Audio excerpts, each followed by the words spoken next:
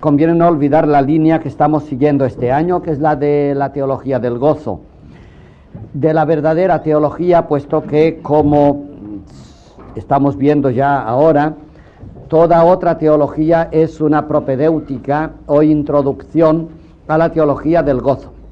De Dios se puede saber algo, más bien gracias a lo que no decimos de Él, y a Dios se puede uno acercar con su buen comportamiento. Es decir, que la teología del pensamiento, la lógica, y la teología del comportamiento, la moral, acercan a Dios. Pero la experiencia de Dios, que es el cristianismo, Dios en el centro, o uno en el centro que es Dios, la experiencia de Dios se hace a través del corazón y del amor.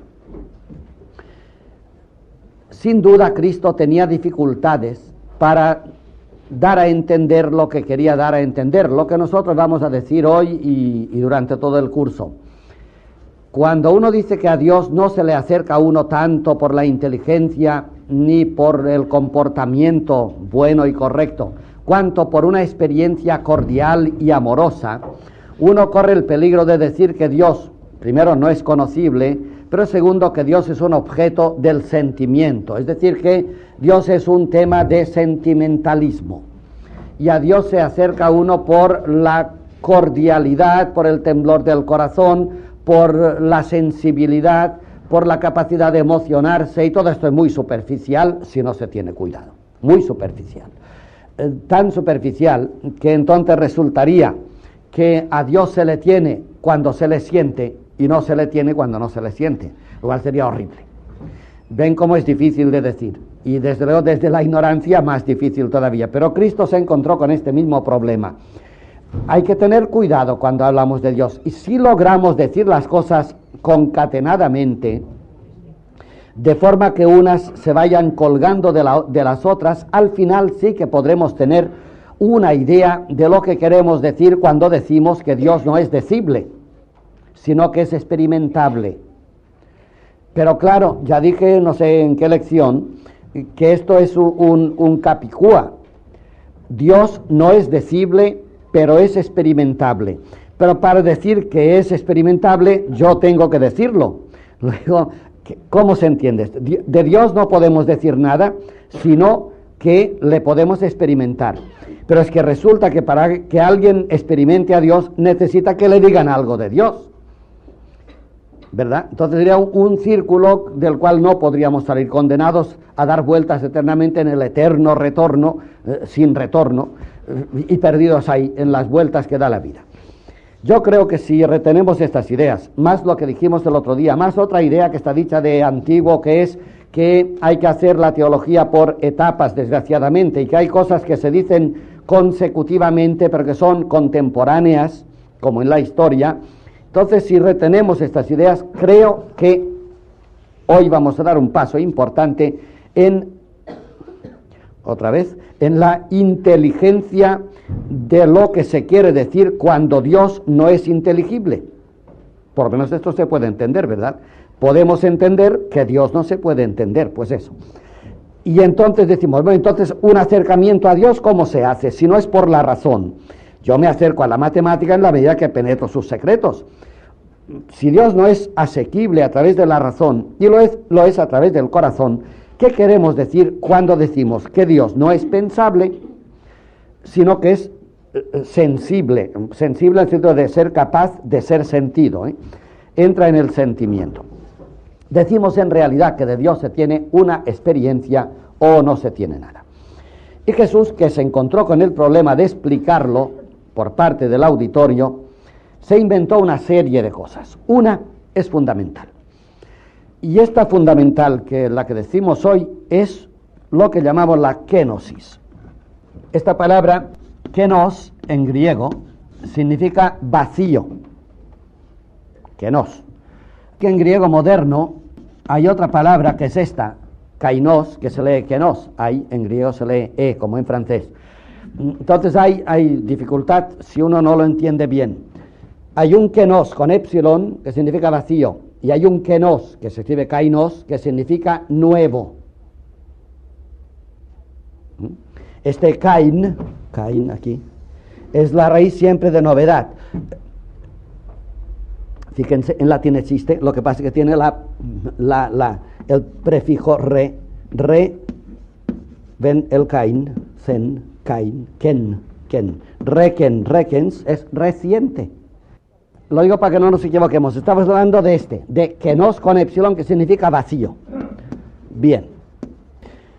Este vacío, esta kenosis, que no es el sustantivo, la vaciedad o el acto de vaciarse en Jesucristo y en nosotros, que viene de kenos, pero kainos es tan importante como el kenos, porque kainos, que es lo nuevo, justamente es lo que sucede después del kenos con epsilon. Cuando uno se vacía, se hace reciente. De kenos nace el kainos. Cuando uno se vacía, se hace hombre nuevo. Es decir, que el hombre nuevo es un hombre vacío de, ya diremos de qué. Así que las dos palabras hay que jugarlas bien. Kenos y kenos son una función de la otra. De forma que uno está tanto más vacío cuanto más nuevo es, y al revés, uno está tanto más nuevo cuanto más vacío es. Esta tesis, que es novísima, sobre todo en teología del gozo, es la que vamos a explotar hoy. En la carta a los Filipenses, San Pablo dice que Jesús, Cristo, se despojó de su rango. Esto les suena, ¿verdad? Y cito de memoria porque no, ahora interesa de paso solo. Se despojó de su rango y tomó la categoría de hombre. Este despojarse de su rango se dice en griego ekenosen. Se hizo kenos, se vació y se hizo hombre. Bien, esta kenosis que vamos a encontrar, digo, muchas veces, y que llamamos el vacío, un vacío que en cualquier experimentación de Dios se impone siempre, a oscuras y sin nada. ¿Les suena? Esto es una kenosis. Noche oscura del alma, es una kenosis. La vía del desierto, o la soledad del desierto, todo eso son kenosis, son típicas de todos los místicos. Con lo cual, fíjense qué cosa sucede. Estábamos diciendo, a Dios nos podemos acercar lejanamente por lo que entendemos. A Dios nos podemos acercar lejanamente por lo que practicamos. Y a Dios nos acercamos bastante más por lo que experimentamos de Él. En tanto lo experimentamos, en cuanto nos despojamos de nosotros mismos. Kenosis. Con lo cual hacemos una contraposición. O sea que si yo quiero acercarme a Dios, le he de experimentar. Y para experimentarle necesito desnudarme. He aquí el texto y toda la tesis de hoy. Para acercarse a Dios uno necesita desnudarse o practicar el vacío. Si pusiéramos aquí una serie de equivalencias, por ejemplo, el vacío, el desnudo, verán lo que sale.